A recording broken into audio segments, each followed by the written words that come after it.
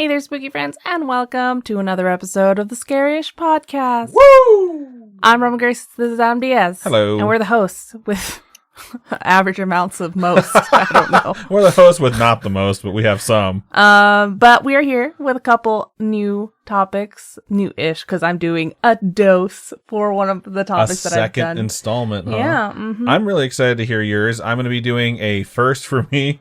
This is the first time I'll be covering, and probably the last, the Stull Cemetery, so I'm pretty excited for that.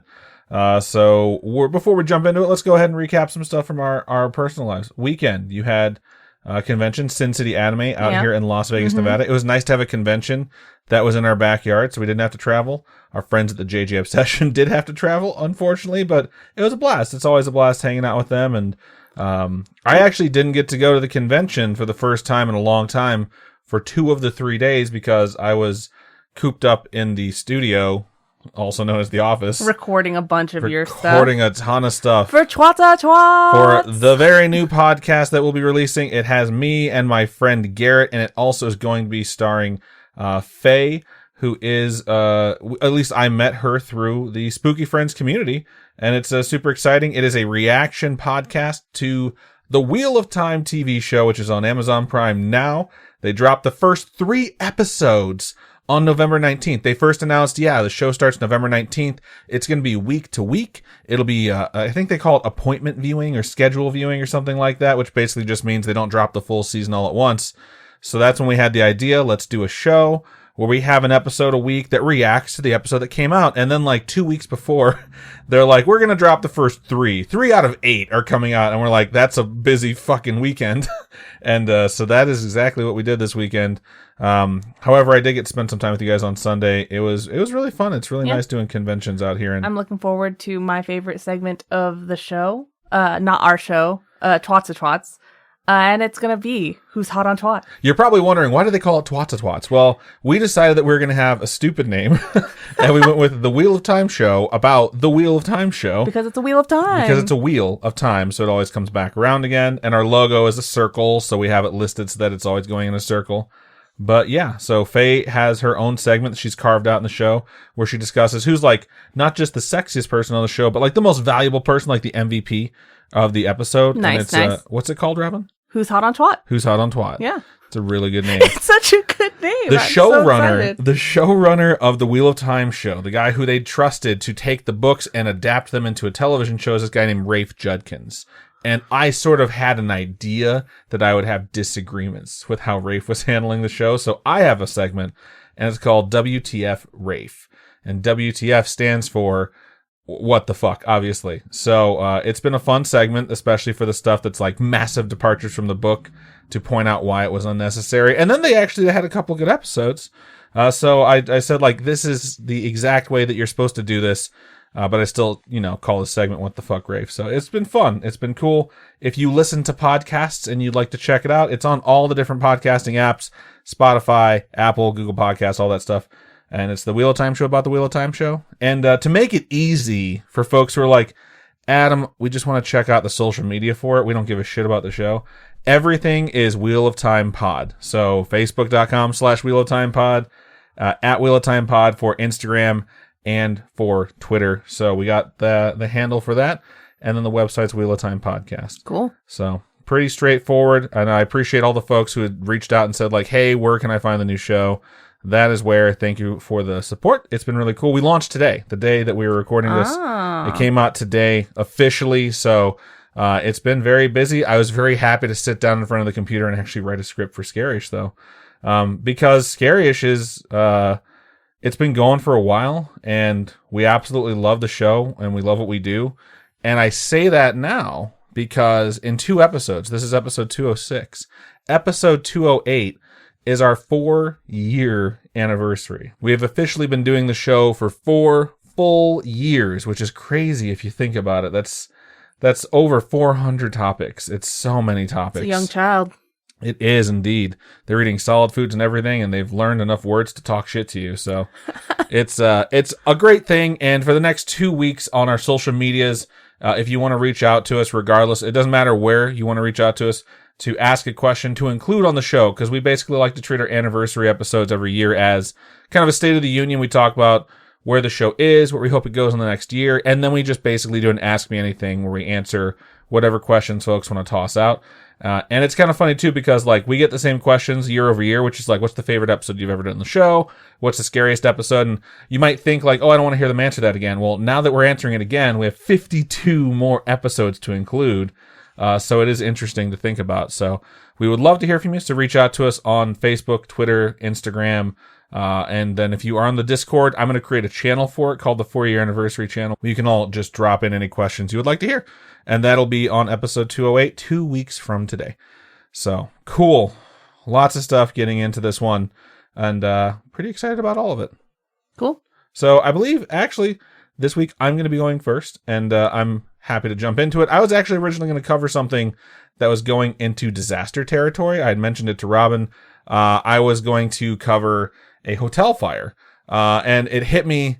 It is a disaster. It's listed as one of the worst. I think it's actually the worst hotel disasters. I forget the category they put it in.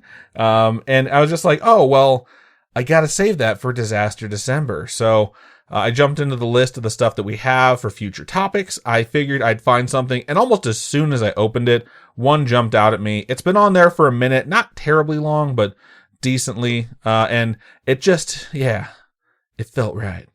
So, plus it feels good to do another haunted location. We did a haunted location last week. I really wanted to do another one. We haven't camped at this one because it's a much further drive, but without further ado, dear listener, I present the Stull Cemetery.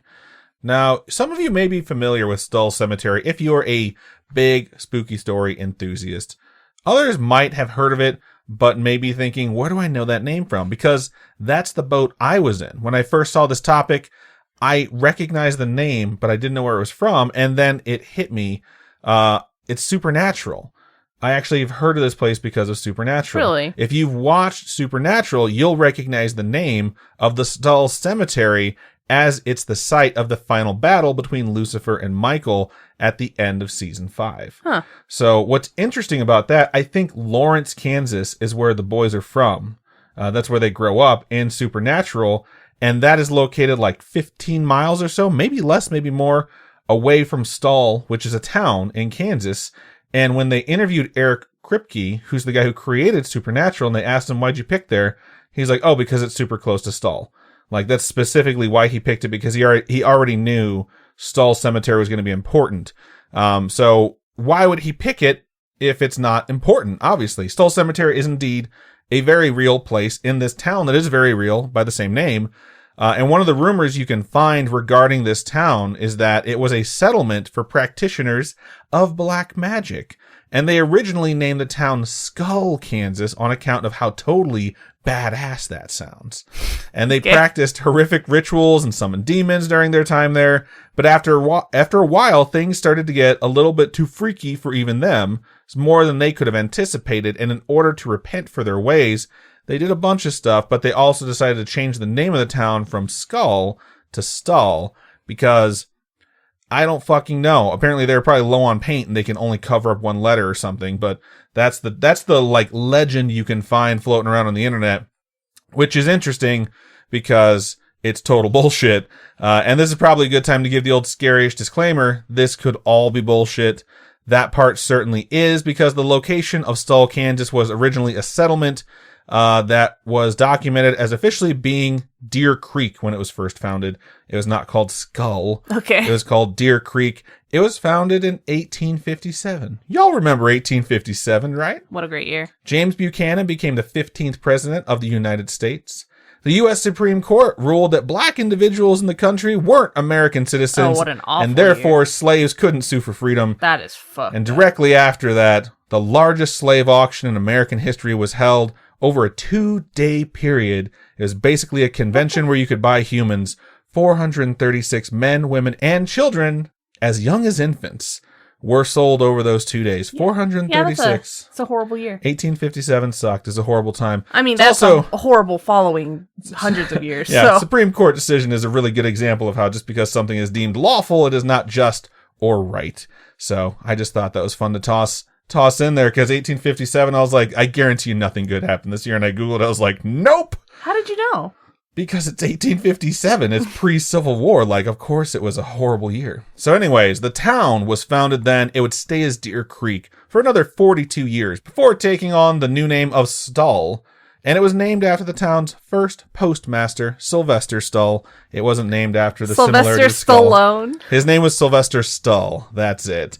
But hey, the idea of it being called Skull was pretty cool. And I guess you can see how a lame rumor like that could be made up and spread.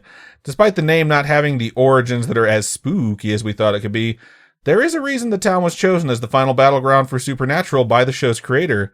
It's because over the past 50 years, the stories regarding the Stull Cemetery have made statements of the place being a, quote, gateway to hell. Not Which just is like, why in Supernatural it is what Yep. it is. Okay, the ground gotcha. opens up. Exactly. It's interesting, too, because lots of places claim to be like the most haunted cemetery and da-da-da-da-da-da, you know? But this place is just like, no, it's a gateway to hell. So I didn't think at first that it was supposed to be literal, but it kind of is. Apparently, some folks really buy into these stories, and they have for quite some time. One story about the Stull Cemetery is that the devil himself will appear at the cemetery on the night of the spring equinox and on the night of Halloween. Ooh. This place really isn't fucking around. Some places are haunted by folks that died there or famous folks who visited there for some reason decide to haunt there. But the Stull Cemetery has the devil visit the devil twice a year. And people really believe that this is the case, or they really want to check it out for themselves. A lot of the stories about this place were supposedly said to have originated from an article printed in the 1970s that I'll talk about a little later. And it definitely took on popularity as this story sort of spread across the land, not just to the locals. For the spring equinox of 1978, over 150 people went to the cemetery. The cemetery, by the way, is not very big. How big? Not very. That's how big. Okay. So I don't have the exact dimensions. Just It's think just small like- cemetery, picture that in your mind's eye, and you got it. Okay. Okay. Okay. While I don't personally believe that this event, I don't think the devil actually shows up. It still seems like a bad idea to go there, just in case. Like, if you told me Sephiroth appeared twice a year at a Waffle House in Arizona, I still wouldn't go. The delicious waffles and disgusting interior of the restaurant, which are normally just such a huge draw, wouldn't be enough to make me get close to him, regardless of how beautiful his hair looks. That dude is fucking nuts. Side note, Sephiroth is a video game character who is well known for, amongst other things, being really good at killing people. Yeah. So it's just a good example of, like, if you told me someone who is notable and famous and also evil as fuck was showing up, I wouldn't be like, oh man, I gotta go there. The crazy thing was, it wasn't just 1978. The crowds kept growing, especially around Halloween in particular. And by 1988, 10 years later, there were an estimated 500 people over the course of the evening that showed up. They caused property damage because, well, people suck. They can't just go somewhere without destroying stuff. And most of the property damage happens to the headstones of people who were laid to rest there. Come on, and man. their descendants live in the town of Stull or nearby. It's just a huge dick move. And by 1989, the next year, the police had to station deputies at the cemetery to prevent further damage from being done and arrest or ticket whoever wound up showing up or was caught trespassing. So it seems like a lot of hype. And one question I ask often, and I've said this before about anything that's involved the devil, is why would the devil do this? You know, why would the devil possess this girl? The devil has to have more important shit to do. So why would the devil come to this cemetery? Why would the devil choose this tiny little cemetery in a super small town in Kansas? He's a very busy satyr or whatever. That's how I Satyr? picture him. Okay. He's as a satyr, like with the hooves. But Yeah, he's yeah, like yeah. Mr. Tumnus, you know. And he's got plenty of shit to do. And according to an article that was run in the University Daily Kansan, which apparently is what you call someone from Kansas, Really? which is a student newspaper for the University of Kansas, go figure, there was a horrific act that was committed in an old barn back in the 1850s in the town of Stull. Is it like animal sexy time? I mean, I'm about to tell you what it is. So you don't have to Alright, speculate. I don't know why you went to animal sexy times. Because it's in a barn. Okay. So according to that article, a stable hand of this old barn stabbed the mayor of the town to death at this site. And not long after, the barn was converted, you guessed it, into a church where some of those bizarre rituals supposedly took place because it was this like site of such a notable death and murder. Now, parts of the story that are true include the fact that the church did exist, at least mostly. It sustained significant damage from a fire that left it out of use for quite some time. The same article states that the church, actually, if you visit it after midnight, you walk in and the crucifix that's still supposedly hanging on the wall turns upside down. Bullshit. With a story like the devil hanging out here twice a year, it's gotta be true, right? Well, no. Deer Creek / Stull never actually had a mayor, so the mayor couldn't have been stabbed to death. Perhaps it was someone else who was killed there, but either way, the fact that they use the name the mayor was killed there just kind of turns the story into bullshit pretty quickly. But we will not be deterred. Let's keep moving forward. Try this one on for size. One of the rumors regarding the cemetery goes like this.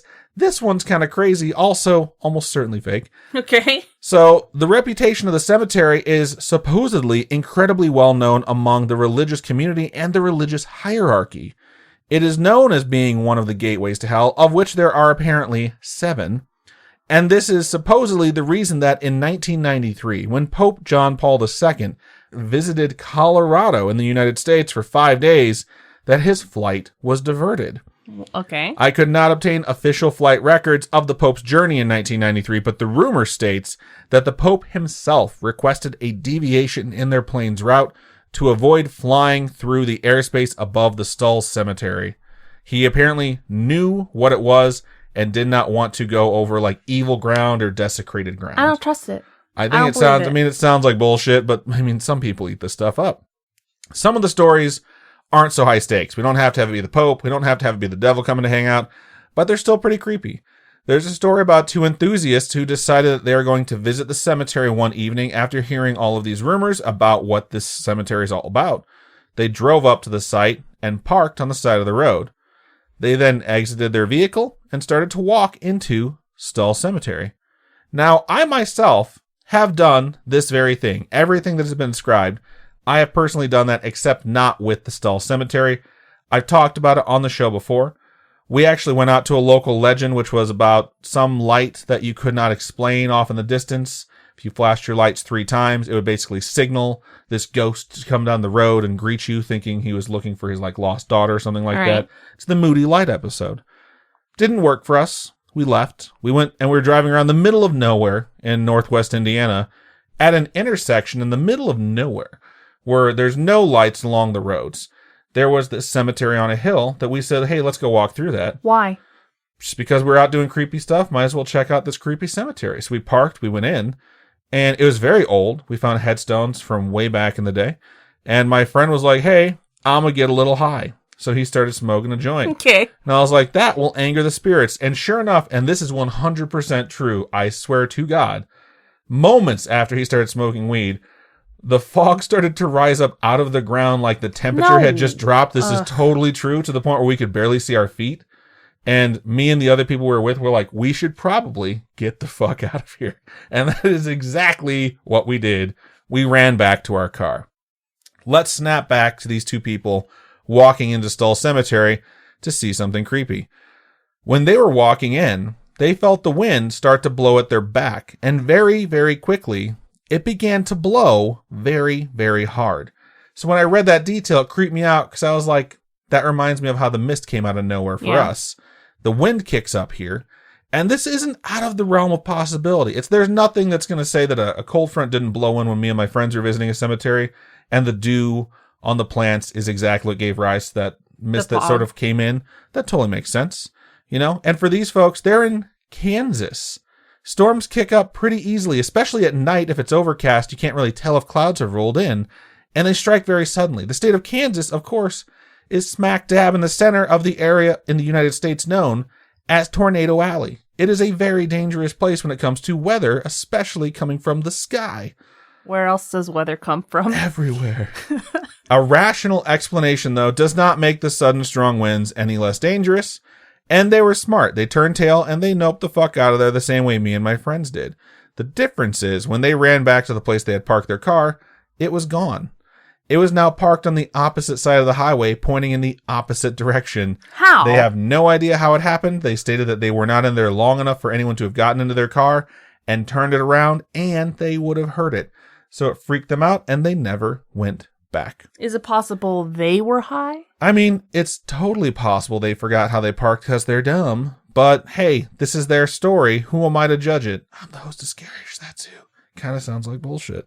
But I will say, that would creep me out too. It also kind of sounds like a well-timed prank to me. Like maybe someone over there pushed their car, or put their car into neutral and like pushed it around. Oh, yeah. But they were saying that they just didn't have enough time for that to happen. But something that is interesting is that the sudden appearance of a strong wind itself is not isolated to this single incident in the cemetery. Another individual who is visiting the location claims that they made their way inside the church, because they're dumb. At that point, it had been long abandoned and had a portion of one of its walls fallen out, and its roof is completely gone. I saw another site that claimed a rumor that's like, it doesn't rain in the church even though there's no ceiling. No. I was like, that sounds kind of dumb. But while this individual was in the church, the strong wind showed up and blew through the empty wall so strongly that it knocked him off his feet into the ground. He also claimed that it was apparently so strong that while the wind persisted, he was unable to move, not just unable to stand up. That's he weird. Couldn't even move. So that's really creepy too. One thing that supposedly does exist is a headstone in the cemetery with the name Wittich on it. Wittich. Okay. This apparently led to stories that witches used to perform some very non-witch spells in the area. Typically people that say witches have done something and it's something evil. Don't know anything about witches. I found one site that claimed that there was a tree on the property which has recently been removed that used to be a site where witches would be executed by hanging. I personally think that this was made up because that church is no longer there. I will get to it. So they needed some place for people to like come and visit still if you wanted to go like Scooby-Dooing, so to speak. Right. So I think someone saw like a headstone that said Wittich, like, oh, witches were here. And that's where it came from. The story goes on to state that apparently one of the witches that would do things on the site conceived a child with the devil, which was actually born but died very young, and that the witch and her quote-unquote child of Satan are supposedly buried somewhere in the cemetery. I don't believe it. I mean, a lot of this is dubious. You can listen to it with an eyebrow raised, but still, I want to make sure that the listener knows the legends. So, that said, the thing that I find really interesting about all of this is that typically stories like this originate from the population living there. Back home, Moody Light, where I went to, that came from the kids in the area, and it was passed down from like older siblings or uncles or things like that, but not in Stull, Kansas. The population living there does not like these rumors. There's instances where people decide to travel there, and when they speak to the locals, they're very surprised to hear that their town is home to a quote-unquote gateway to hell. And now that it's become more popular since the 1970s or so, they're even offended. Like, why would you think that our town would be home to a gateway to hell? It's like if you were to walk into someone's place and be like, oh, I heard the devil lives here because of all the evil shit you guys do and the witchcraft. It's very insulting. It's something that people could take offense to, and they do. The church on the property had actually been empty since 1922, so it's kind of weird that they didn't knock it down, especially since when the 70s kicked up, people started going there all the time. They refused to knock it down. The Scooby-Dooers would always try and come to visit it, and the idiots would show up and vandalize it, but they left it up for a long time. It stated that the site had grown more dilapidated in recent years, and that one of the stone walls that was still standing now had a massive crack in it due to the church, and this is supposed to be true, being struck by lightning. Not the most outlandish thing to think of because it is on a fairly high hill and it's a relatively big structure, so that does happen when lightning comes down. But it does lean into the idea that the land is cursed or desecrated or evil, or however you want to put it. But in March of 2002, someone decided to demolish the church in the middle of the night. People woke up and the church was gone. And when asked, the owner of the property, who had been very protective of the land and the church, told folks that it was not him. He did not approve it. He did not want the church torn down. So in like 99, I found this story about a local news crew who went there, and there were police deputies stationed there. There were a few bystanders there too. Mm-hmm. And they were kind of all just hanging out to see if the devil would show up at midnight. And then at like 11:45, the owner showed up and was like, "Get the fuck off my property." Wow. And the cops had to take them off because it's the owner. And, he's stating you're trespassing, get off. So they did. And that gave like rise to more legend. Like clearly the guy was really worried that he was going to be, judged for his dealings with the devil because, he could have waited 15 more minutes and dispelled the rumors. But he kicked everyone off right before midnight because he didn't want them to record the devil showing up. So not 3 years later, the church is torn down and the person's still like, I didn't want the church to be torn down. And essentially at that point, it's just like a big pile of rocks with like the frame of a roof and no roof whatsoever. So it's kind of odd that they kind of leaned into it, but not so much, because I was reading some of the travel reviews from folks that decide to stop here, and they're pretty interesting. They fall into a couple of different categories. There are quite a few that state that they visited the site and it's just a normal cemetery. They didn't notice anything. They didn't feel anything. Others state that they didn't see anything interesting, but they are definitely like creeped out by the vibe of the place. Okay. One review states that they were on their way to a family reunion down in Texas. It was two brothers, and they decided to stop at the cemetery because they had heard of it. They went in at sunset and wandered around and wound up coming across a bunch of blood on the ground and like a drag trail. And they did speculate that it was from a large animal, probably a deer that had been dragged off by a predator into the woods, but that it quote unquote got their pulse going and they found it really, really creepy.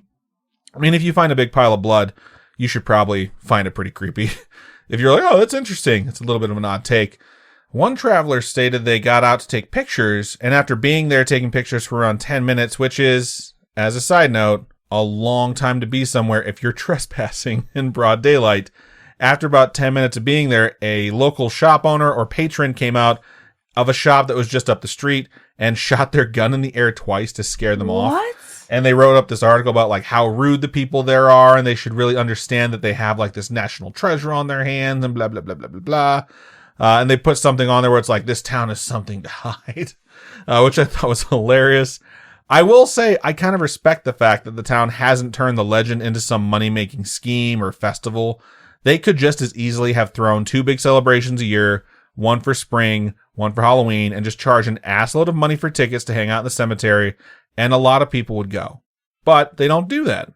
What if they don't do that because it's real? And that's a funny thing. This is the last thing I wrote. They don't want attention for the wrong reasons. They just want people to leave them alone, which obviously means this thing is the real deal, 100% confirmed. Stull Cemetery in Stull, Kansas is one of the 7 gates of hell. You heard it here. Absolutely not first on Scaryish. Obviously being sarcastic, but it certainly sounds like a place that had some rumors started that were completely unconfirmed in a student newspaper back in the 70s. And those rumors kind of just got churned out into the community, yep. And then the internet hit and they got churned out into the internet, and everything has been sensationalized and added upon, and now it's basically taken on a life of its own to the point where a showrunner for a show called Supernatural decided that this is where he wanted his final confrontation for what was probably going to be the end of the show in season 5 until it ran for another 10 seasons. But it's just pretty interesting to me that it's like something that I think was just originally a rumor to see how far they could have a rumor spread. Yeah. Spread pretty fucking far and has like deep implications in trespassing to this day. So that is the legend of the Stull Cemetery. Nice. So before we move into Robin's episode, we're going to take a quick commercial break.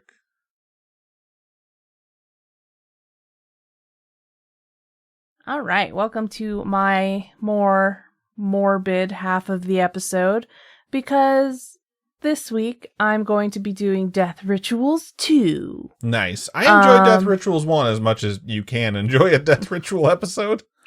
So yeah, this weekend we got to hang out with our friends over at the JJ Obsession, and of course, anytime we hang out with them, they give us inspirations for topics that we do end up doing.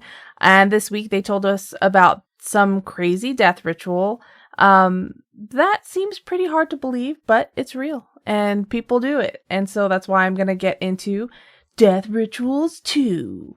And so the first one I'm going to tell you about is this interesting way of honoring the dead, one that, now that I know about it, am absolutely enamored with and want that to be how my body is taken care of when I die. As soon as she discovered it and realized this was real, she was just like, I want this done. This is what I want done to me. So this one is particularly popular in South Korea, apparently, and it's a result of living in a region where it's getting really densely populated. Kind of like Japan, where there's really nowhere to bury people anymore, so you're kind of just cremating people, because that's the way to go now. Didn't our tour guide in Japan tell us it's illegal to be buried in Japan. I'm pretty sure that's something what like she said. that. I think she said it was people just cremate because you can't bury people anymore, Right. and there's family, I guess burial sites that you're just a part of. Yeah, like your family burial site is essentially a family headstone. Yeah. That's a little bit taller than the ones we're used to, and they just cremate you and put a little bit of your ashes under there. Or something like that. Sprinkle you on top of your ancestors, like, hang out with Grandpa. With growing density, the problem becomes what you do with these growing quantities of even jars of people, right? Because we've moved on from bodies. There's nowhere to bury them. So now all these people are cremating. What do you do with all these cremated remains? Cremation beads. Chocolate Milk Festival. No. Ew, what? It's an episode of South Park. Cremation beads. So I like to call them death beads because really that's what they are. And you've probably heard of turning yourself into diamonds or a fucking vinyl record or a tree, things like that. And these beads are relatively new. And I say relatively new because it has been around for a decade or so, but it's not something that could be dated back to eons of people turning people into beads, right? The idea that I could die and my body could be burned and then turned into beads, where you'd look at the beads and be like, that's Adam. That is really weird to try and really wrap your head around. It's a way to keep your loved ones close and displayed in a tasteful way. Hopefully tasteful. For me, I would want a set of teal beads or something, just turn me into a bunch of teal beads. Or maybe some rainbow beads, change it up. Can you imagine if you had one of those vases or vases, if that's where you're from, where you pour beads into it? That's where you're from. Because some people say it that way. But but it's not where you're from. Some vases have beads in them though? Yeah. Rather than the flowers. Yep. And you have a kid and your kid drops the vase and they just scatter everywhere. Well, yeah. And it's you're just grandma's everywhere. Pick her up. But I guess the more common colors are green, pink, or black. Black is cool too. I wouldn't mind being a bunch of black beads. Or something that'll match the aesthetic of my kids' home one day so that they don't, throw me away or something. I want to be a hideous color that will never match anything. In Seoul, South Korea, their population density is about twice that of New York City. Wow. And I feel like in New York City, people are already living on top of each other, just stacked. So I can't even imagine what that's like in Seoul. In 2018, an average of 582 out of 100,000 people died a year. So burying people is definitely not possible considering they have, 9 million people living there or something in that state, or in that city. In the span of one generation, cremation rose from 20.5% to 82.7%. So people are definitely deciding we just need to do this. There's no other option. The South Korean government even campaigned for cremation. So there's a law that if you're burying a body after the year 2000, that body needs to be removed after 60 years. So somebody further down the line in the generation needs to go back and take that body out of the ground. So it's really not worth it for people to do that. It's really gross to dump that off on your grandkids, that someone's going to have to go and dig you out of the ground and remove your bones. That being said, many believe that cremation isn't honoring the dead enough. So there's a belief that in order for someone to move on and not become a wandering spirit, they need to bury them traditionally. With this becoming less and less feasible, modern South Koreans are turning to this new way of honoring their dead. So comes innovation, right? So the process goes something like this. You process the remains, cremating them, and then the cremains, which are the cremated remains, are processed in order to create a completely fine powder with no bone fragments. So any bone fragments that are found are crushed either by hand or by a machine. And the texture is then like a sand. And so these ashes are then handed off to some bead makers. And these bead makers add minerals to the ashes. Some do. To make a more glass-like shiny bead and make the process go faster even, apparently. I don't know how the process actually works because they don't like telling people about how they do it. So I don't know how I feel about that being if I were having my ashes made into something that they would add a bunch of stuff to me. But you never know. Maybe in the spirit world, I'll have robot arms or something like that. It's really weird to think they don't tell you what the process is, because it worries me that they're just dumping the ashes and giving you beads that they buy at the store. And that's what I was thinking too while I was reading that. And you never know. That's why maybe someone tested them. Maybe someone tested the material and was like, nope, that's dead body. But if you want to honor your loved one, having an additive kind of freaks me out just a little bit. You can, of course, choose to not add anything, being more pure to honor that person. Then, of course, comes after you get all your cremains settled, comes the high temperatures that you would use to create a diamond, right? Because the high temperatures and high pressures are what create a diamond. The high temperatures burn off the carbon in the ashes, and in excess of 2,000 degrees Fahrenheit turns those ashes into glass. So this 2,000 degrees Fahrenheit is higher than temperatures used during the cremation process. So it's pretty hot. There's a hot heat. The resulting beads are round glass beads that you can store in a container or make into jewelry, maybe a glass container for display purposes. Some pictures I saw were like really decorative glass, faceted containers that were just made to look fancy.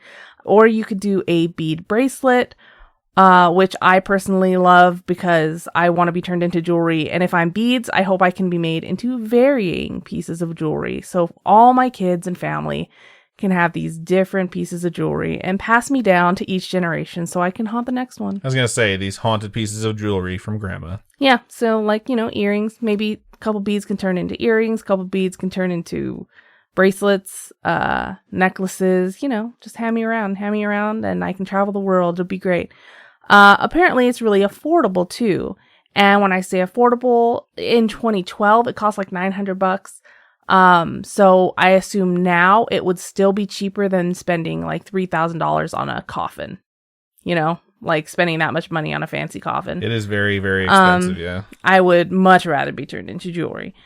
All right. So the next death ritual that I'm going to tell you guys about is not as pretty as getting made into jewelry. So we're going to go to Papua New Guinea, which is completely different than the city of Seoul, South Korea. And it's quite a flight, I'm sure, from one place to the next. And there's a tribe of women in the mountains there that perform a pretty intense ritual for the mourning of loved ones. They amputate parts of each finger. So, as with any loss, people experience it differently. Sometimes it's traumatic, it's incredibly emotional and painful for people to experience. And there are cultures like this one that take that emotional pain and put a physical representation to it. So the Dani tribe has this ritual that is very specific to the women of the tribe. When they lose a family member, they cut off the tops of their fingers. Supposedly, this practice presents a way to appease the spirits and drive them away, while at the same time creating a physical outlet for the pain and suffering that they experience. So is it one fingertip per family member, or just one family member and you lose all your fingertips? One fingertip per family member. So this practice is called Ikipalan, and this is how the process works. So if you guys are not into squeamish, gory things, maybe skip past this. It's really not that bad, but if you're not into that and you get grossed out, you can skip it. But to do this, they don't just like take a knife to it or whatever and cut it off. A close family member ties a string around the point that you're going to cut off, and the string is tied tightly enough around that point for about 30 minutes. And that causes, I don't know if you folks have ever like had blood rush to the tips of your fingers or like choked off one of your wrists and made your hand real pale or some crap. But it's kind of like that, where they take the string, they tie it and make it really tight. All the blood kind of loses circulation around that spot, and they hold it there for 30 minutes, right? So the tip becomes numb. So it's more of a pain-free removal of that part. And then they use an axe or a stone blade to finish off the job. And then they cauterize the wound, to prevent loss of blood. And those removed fingertips get dried or burned to ashes and stored. So, With that being said, the practice has been banned, but the results of these practices can still be seen on the hands of older women in the tribe. So some are missing not just one or two, but some have the entirety of one hand and a couple fingers of the other hand. Like the tips are just missing, which is nuts. Of course, though it is outlawed, that's not to say that they don't perform it in secret, you know. Maybe when no one's looking, they do it. You can't really control that. When no one's looking, they chop off someone's fingertips. Because they do live in the mountains and there's no one to really control them and walk in there and say, hey, stop doing that. All right. Next one. The last one I'm going to tell you about this episode is the one that Jess actually told us about, and that's what the people of Sulawesi, Indonesia do. And they keep the dead in their homes for years. Not all of them, but some of them do. A quote from National Geographic states that there is a belief that, quote, a dead person who is still at home is not dead, end quote. So they want to keep their loved ones there for as long as possible. Some people have their loved ones die unexpectedly, and they don't have the time to cope with that. And so this process kind of allows them to ease into being able to let them go. So the Torajan people hold these extravagant celebrations for their dead. So when one of their loved ones passes, they treat them as if they're still alive. They clean the body, they brush off any dirt, their clothes are changed, and they even feed them. I don't know how they do that, but they do. And they leave the lights on all night. So it's kind of just like this whole event for these people. Apparently, some sources said that lower class citizens hold on to the bodies for just a few weeks, while middle class families for months and upper class families are known to hold on to their loved ones for years. And that's because they want to keep their loved ones for as long as possible, while allowing for as many family members to attend and see them as possible. They might even be able to afford an ancestral house where they have their dead rest. Like that's where they keep their bodies. Some families even go as far as to keep them, talk to them, they visit them, they bring meals to them 3 times a day. Sometimes it's just because funeral preparations aren't complete yet. Sometimes because these funerals are so extravagant, they're expensive. Some leave future generations in debt because of it. In recent years, people have started taking on bank loans to facilitate these events. That's madness, dude. So it's because these festivals are so huge. They have food, music, and dance. There's like enough of all this stuff for hundreds of people. And according to Nat Geo, these funerals are supposed to be fun-filled. So they're kind of like a party to remember the ones that they've lost. Buffalo also play a large part of these rituals, and they are incredibly expensive. So some people try to raise these large amounts of money because they need to purchase more buffalo because they feel like their villages or whatever will be upset if they don't have all of those. So they need more buffalo or higher grade and higher quality buffalo. And these are sacrificed for the festival. So these represent like the official death of the person and their rise to heaven. So they need to have all these things before they can have the actual funeral. So one of these events that I read about was expecting 5,000 guests and for the event to last several days, which would cost them around $18,000. And $18,000 is about 5 times the average yearly income of Indonesia. So that's a lot of money. And to these families, that's not really anything at all because money is no object, right? So they just worry about the happiness of this deceased loved one.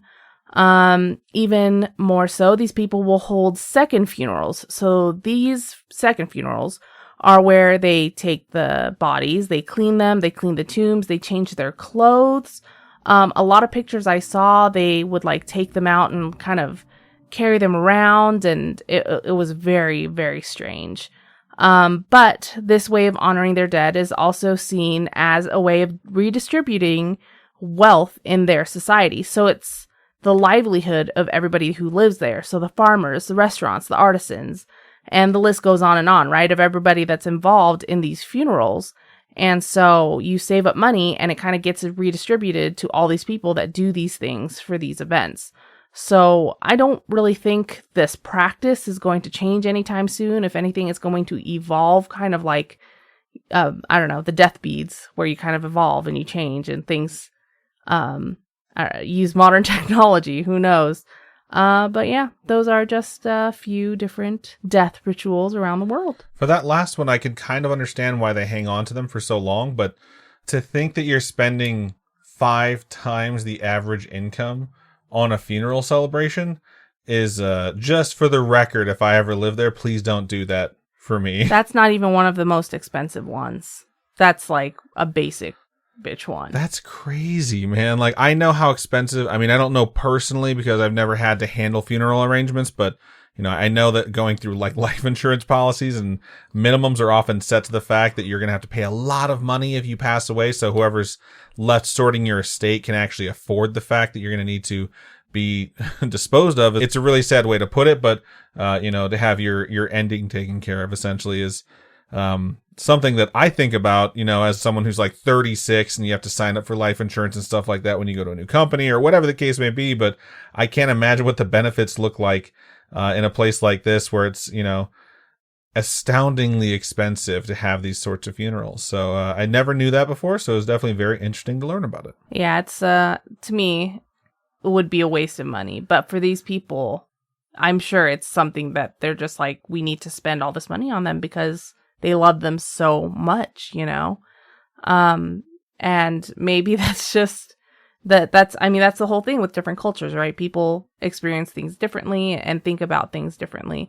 And I just found it absolutely interesting how they mummified these bodies because they would cover them in different, fluids or powders. And these people didn't look like they were just rotting into wet, goopy flesh. They legitimately look like kind of dried out mummies, which is really interesting. Because I wonder if there's just a bunch of people there that provide different ways of doing it because they did all look different. But maybe everybody's body just dries up and mummifies differently. Who knows?